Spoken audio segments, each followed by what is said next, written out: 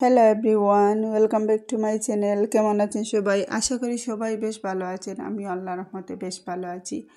তো ঘুম থেকে উঠে নাস্তা করার পর রান্নার জন্য কিচেনে চলে গেলাম। আর এদিকে দেখতে পাচ্ছেন চুলায় আমি মুরগির মাংসটা কষানোর জন্য বসিয়ে দিয়েছি। আর আজকে আমি মুরগির মাংস দিয়ে মিষ্টি লাউ রান্না করব। সেজন্য মাংসটাকে আগে কষিয়ে নিচ্ছি। সবগুলো মশলা উপকরণ দিয়ে আমি মাংসটাকে কিছুক্ষণ আগেই চুলায় বসিয়ে রেখেছি। আর একটু পর পর এভাবে নেড়েচে আমি মাংসটাকে কষিয়ে নিব। মাংসটা যখন দেখবো কষানো হয়ে আসছে তখন আমি মিষ্টি লাউটা এর মধ্যে দিয়ে দেব। আর দেখতে পাচ্ছেন মিষ্টি লাউটা কেটে কুটে রেডি করে নিয়েছি। মাশাআল্লাহ, দেখতে খুবই ভালো লাগছে, নিশ্চয় খেতে খুবই ভালো হবে। এদিকে অন্য একটি চুলায় আমি কড়াইয়ে চিংড়ি মাছ দিয়ে মূলা ভাজি করে নিচ্ছি, সেটাও বসিয়ে নিলাম।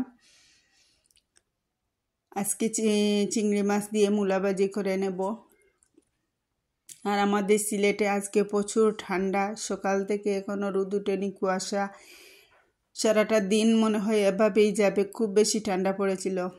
মনে মনে ভাবছিলাম যদি একা হতাম তাহলে কোনো কিছু না করে শুধু শুয়ে শুয়ে থাকতাম, কিন্তু আসলে কি তা সম্ভব? আমাদের বাচ্চা কাচ্চা যাদের আছে আমরা তো এরকম শুয়ে বসে থাকতে পারবো না। তাই উঠে রান্নার জন্য আমি রেডি হয়ে গেলাম এবং রান্না বান্না করে নিলাম। এবার আমি কিছু সময় পর মূলাটাকে আরও একটু নেড়ে ছেড়ে দেব। আর চিংড়ি মাছ দিয়ে মূলা ভাজিটা খেতে কিন্তু অসাধারণ লাগে, বেশ ভালো লাগে।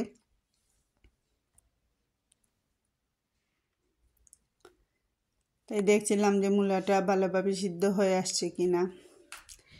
আর কিছু কাপড় ধোয়া ছিল, তাই কাপড়গুলো আমি রান্নার ফাঁকে ভাবলাম ছাদের উপরে চলে যাই, কাপড়গুলো দিয়ে আসি।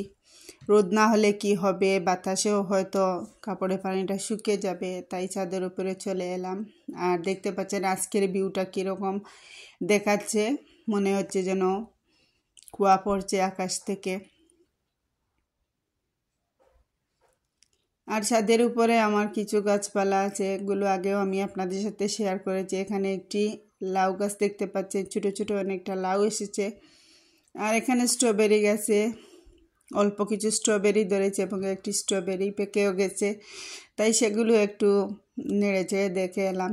কেন জানি না এগুলোর প্রতি আলাদা একটা টান হয়ে যায়, প্রতিদিন একবার হলেও এগুলো দেখতে হয়। এখানে একটি টমেটো গাছ দেখতে পাচ্ছেন, মাশাআল্লাহ অনেক টমেটো ধরেছে, টমেটো গাছটাও ঝুঁকে পড়েছে। আর এই তো আমি আমার নাগামরিচের গাছটা দেখালাম, মাশাআল্লাহ বেশ কিছু নাগামরিচ গাছে ধরেছে।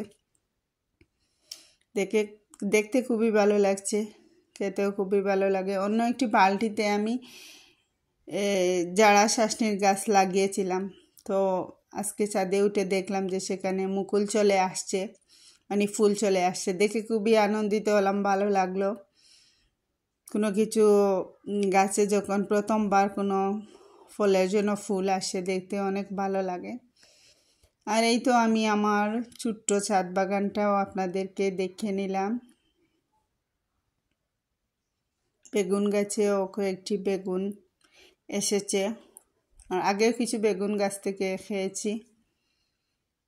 একদম ফ্রেশ বাজার থেকে কিনা সবজি আর নিজের হাতে সবজি আলাদা একটা টেস্ট আছে। আর আবারও আমি আপনাদেরকে আকাশের ভিউটা দেখাচ্ছি। আসলে এরকম দিন ভালো লাগে না, কোনো কিছুতেই মন বসে না।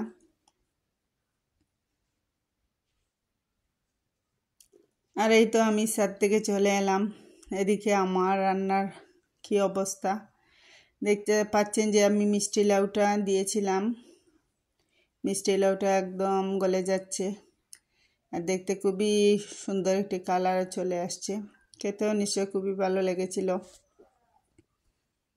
তাই রান্নাটা কমপ্লিট হয়ে এলো। এবার আমি ধনেপাতা দিয়ে ভালোভাবে নেড়ে ছেড়ে নিলেই আমার রান্নাটা শেষ হয়ে যাবে। আর আজকের ভিডিওটা এখানেই শেষ। সবাই ভালো থাকবেন, সুস্থ থাকবেন। আজকের ভিডিও যদি আপনাদের একটু হলেও ভালো লেগে থাকে তাহলে লাইক দিয়ে আমার ভিডিওটা দেখে নেবেন এবং সাবস্ক্রাইব করে আমার পাশে থাকবেন। সবাই